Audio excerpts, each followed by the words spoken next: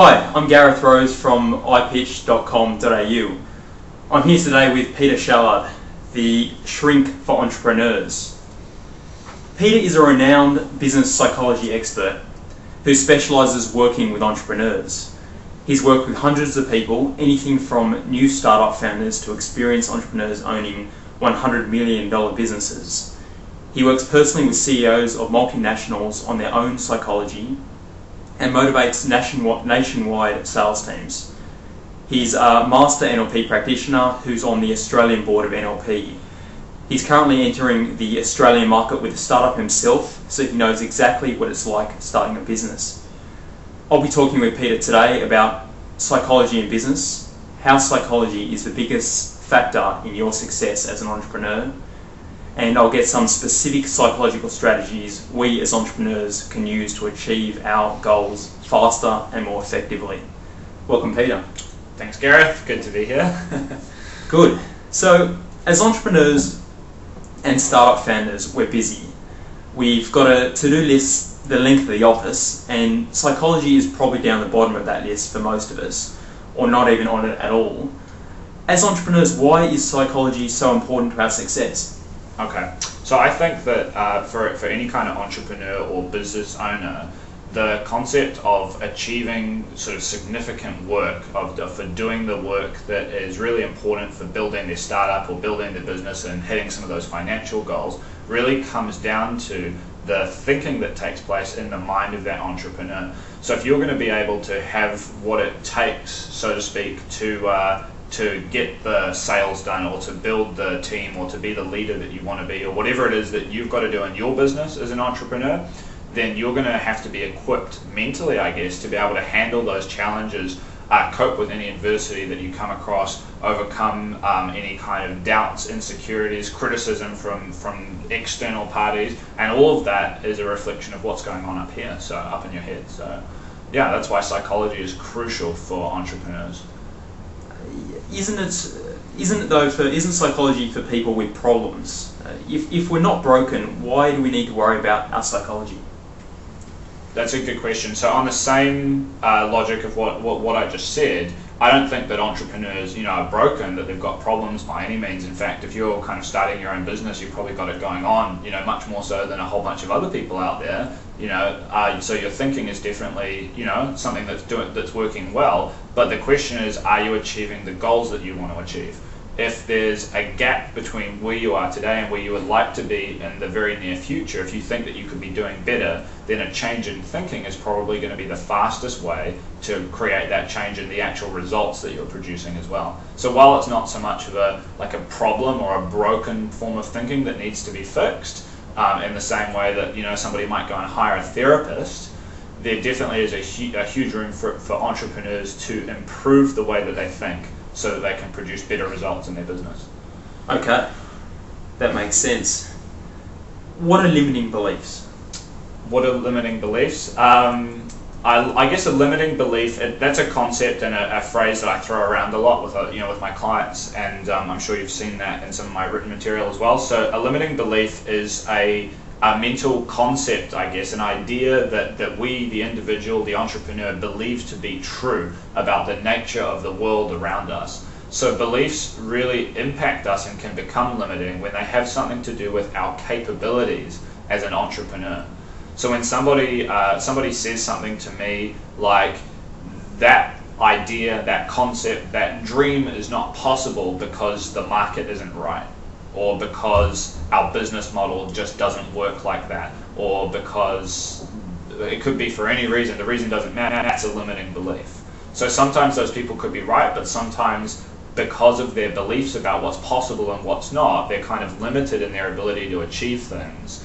And so I think that's kind of what defines limited thinking and stuck thinking in a way. The kind of business owners who believe in the status quo, who have got their kind of box that they've drawn around the world, and they say this is kind of what we do, and then when somebody comes along who doesn't have that limiting belief, they're going to become the competition. They're going to outfox that entrepreneur and do a better job because they don't play by the same set of limitations. I'm pretty sure that we've seen that happen with the advent of technology, the internet, and all the huge businesses that have evolved out of that. your Amazons, your Googles, all that kind of stuff. For a long time, everybody believed, or most people believed, it wasn't possible to sell footwear on the internet. And then the Zappos guy came along and made all of that happen because he just didn't subscribe to that limiting belief. And yet the CEOs of shoe retailers all around the world, years before, would have all agreed selling shoes online just isn't possible. So that's a limiting belief. Okay, I can see that. So where though initially were those limiting beliefs formed? How were they formed initially? Well, that's a complex question. I guess limiting beliefs have their, psychologically speaking, they have their origins, and they tend to be kind of way back, and they don't develop kind of overnight, just like that. When an idea pops up, we kind of gradually come to believe in it more and more based on the evidence that we experience in the world around us. I think the best way I can explain this is probably through an example. So there's a really crushing limiting belief that I've seen a lot of business owners have, which is the concept of self-worth. They believe that they're not good enough to achieve a certain result, and that's usually what causes those big plateaus in businesses' kind of financial performance, their bottom line. When the main guy, the entrepreneur, the CEO says, yeah, we're just not the kind of company that performs at that next level, and they kind of get stuck. So that kind of a belief, I'm not good enough, that one will often kick off really, really young, when somebody learns from, it could be a source of authority in a child's life, like their parent or teacher or sibling or whoever it is, who makes a comment or says something that gives this person the idea, hey, maybe I'm not good enough to be able to do X, Y, Z. So that at that point, that's not a belief, it's just an idea. It's popped into their head, but they start considering it. So next time, say it's, let's get really specific here. Say it's their art teacher, and their art teacher says, you know what, you're just never really going to be a fantastic drawer, artist. And they go, geez, maybe I'm just not good at this creative stuff. And that kind of idea pops into their head. Now, a year later, they might have another opportunity to do something kind of creative, and they might notice that they really struggle to do that. Now, at that point, that belief is going to be reinforced because they're playing around with, I don't know, their Etch-a-Sketch or whatever, trying to be an artist and not doing that great at it, and their unconscious mind says, hey, maybe your art teacher was right, maybe you are no good at this creative stuff.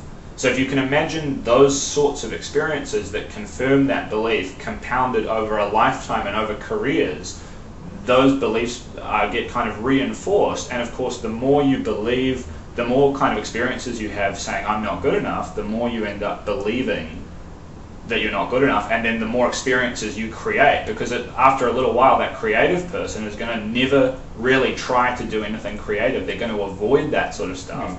And when they do creative stuff, they won't try very hard at it. They'll always produce poor results, and then their unconscious mind is kind of going to justify that and say, well, that's fine because you're not good enough.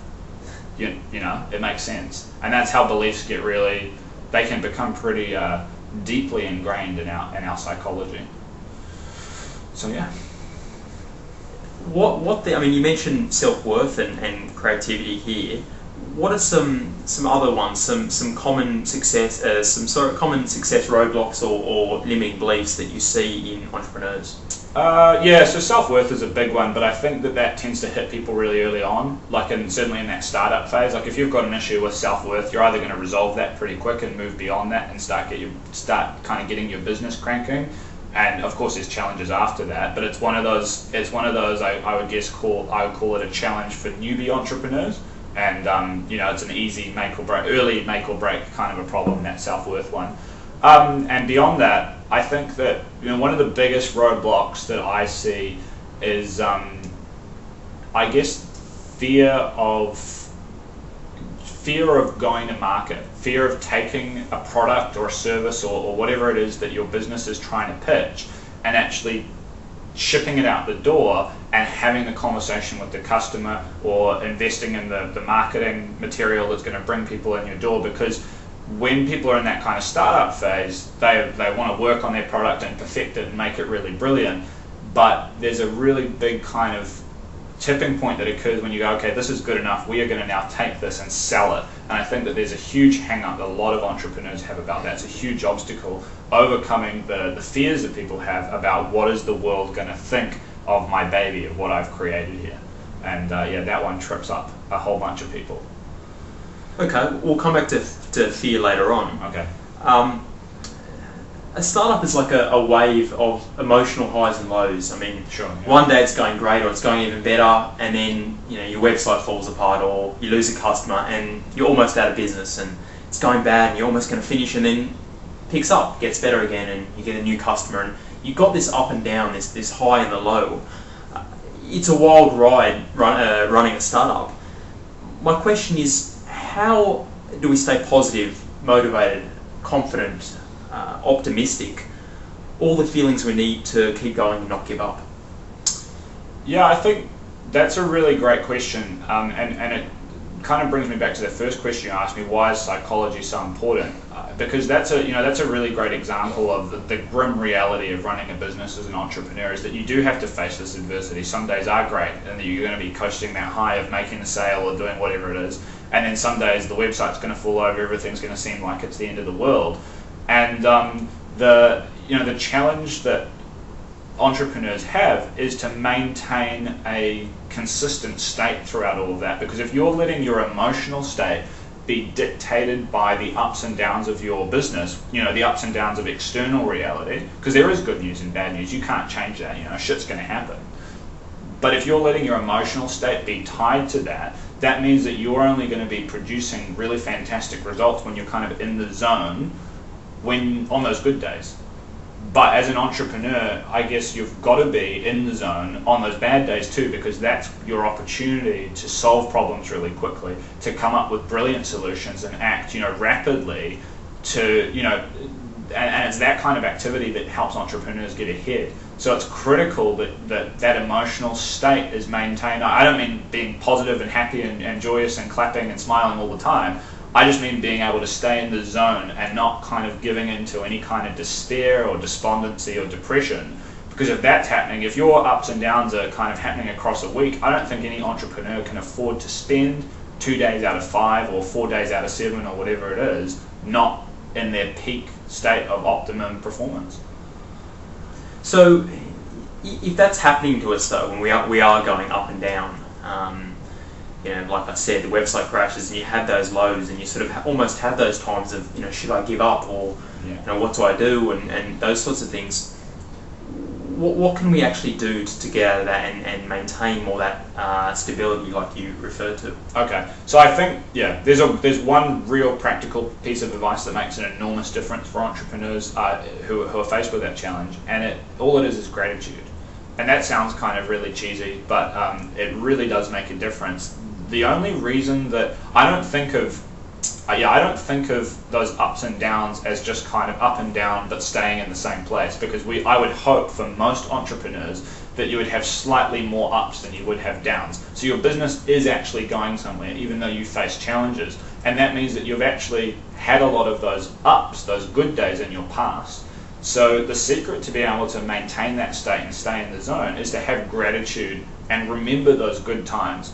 Because if you made fantastic sales last week and then this week the website's down, something's going wrong, or you're making no sales, or something's miserable, that's really bad. You've got to solve that problem. You've got to figure that out. But don't forget that last week you're on top of the world. You were performing really fantastically. Because it's going to be that memory that will sustain you, and the beliefs that surround that, because you know that you can do it, you know that you have done it, you know that you're capable of it, and these are all really good thoughts to be having while you're facing a challenge. So I think that entrepreneurs are very driven people who are always looking towards the future. That's a characteristic that's true of almost every business owner, but sometimes it's hugely valuable to actually look back over the past and be grateful for kind of where you've come from as well. Because that's going to give you the emotional strength to tackle those challenges that are coming up right away. Great advice.